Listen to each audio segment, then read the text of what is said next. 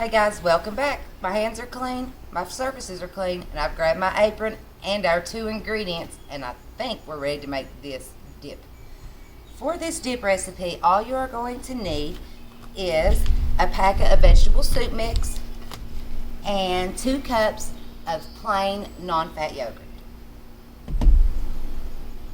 First thing I'm going to do is measure out my yogurt.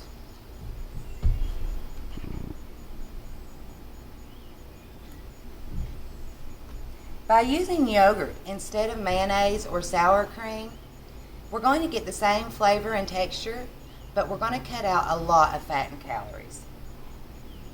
I like using one of these dry measuring cups to measure sticky ingredients like this. That way, if I accidentally put too much in, I could just smooth the top out and level it off. There's 1 cup. Now, let me grab 1 more.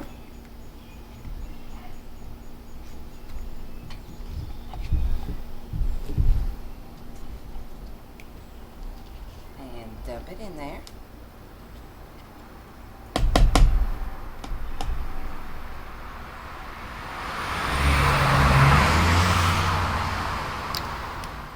Now I'm going to add my vegetable soup mix. Do I need to start over?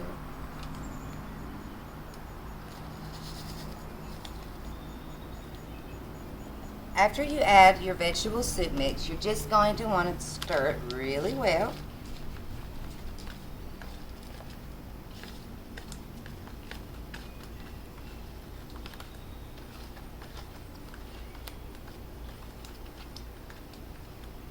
Because the vegetables in the vegetable soup mix are dried, you're going to want to refrigerate this for about an hour or so before eating it.